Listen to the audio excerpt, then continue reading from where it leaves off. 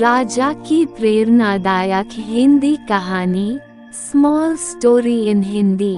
उस नगर का राजा पढ़े लिखे नहीं थे, इसलिए उन्हें अच्छा नहीं लगता था, क्योंकि वह सोचते थे कि अगर मुझे पढ़ना आ जाए तो बहुत अच्छा होगा। इसलिए राजा ने सोचा कि मुझे अब से ही यह निर्णय लेना होगा। वो अपने मंत्री को बुलाते हैं, उससे बात करते हैं। मंत्री कहता है कि आप चिंता न करें, मैं आपके लिए जल्द ही किसी गुरु का इंतजाम करता हूँ। पूर्ण विराम। राजा ने कहा कि वह गुरु बहुत ज्ञानी होने चाहिए। ये सुनकर मंत्री कहते हैं कि आप चिंता न करें, ऐसा ही होगा। मंत्री अच्छे गुरु की तलाश में जाते हैं। ये तलाश 2 दिन बाद पूरी होती है। एक गुरु आते हैं, वह राजा से कहते हैं कि यह गुरु बहुत ज्ञानी है, इन्हें बहुत ज्ञान है। राजा कहते हैं कि इन्हें हमारे महल में ठहरने के लिए पूरा इंतजाम किया जाए। अगले दिन गुरु राजा को ज्ञान देने के लिए पढ़ाना शुरू करते हैं। परीक्षा का परिणाम।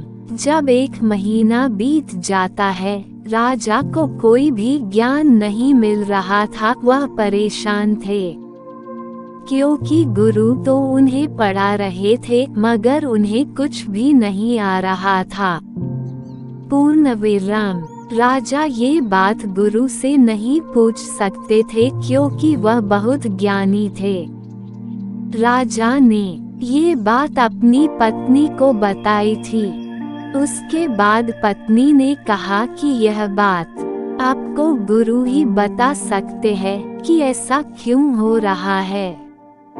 अगले दिन राजा गुरु से पूछते हैं कि आप बहुत ज्ञानी हैं, आपको सभी तरह का ज्ञान है, मगर मुझे ज्ञान क्यों नहीं मिल रहा है। ये सुनकर गुरु कहते हैं कि बात बहुत छोटी है, मगर इस बात में गहराई छुपी है। पूर्ण विराम। मैं आपको बताना चाहता था, मगर कह नहीं पाया था। राजा कहते हैं कि आप मुझसे कह सकते हैं। गुरु राजा से कहते हैं कि आप जब भी शिक्षा ग्रहण करने आते हैं तो आप सिंहासन पर बैठ जाते हैं, मुझे नीचे बिठा देते हैं, क्योंकि आप राजा हैं। यही अंतर है। अब राजा को समझ आ गया था। जब तक वह बड़े होने का घमंड दूर नहीं करते हैं, उन्हें ज्ञान नहीं मिल सकता है। उस दिन से राजा ने गुरु को ऊपर का स्थान दिया था।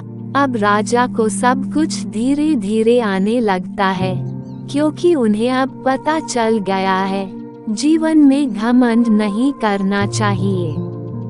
आशा है आपको मेरी कहानी कैसी लगी। आप अपने कमेंट्स के द्वारा हमें अवश्य बताएं।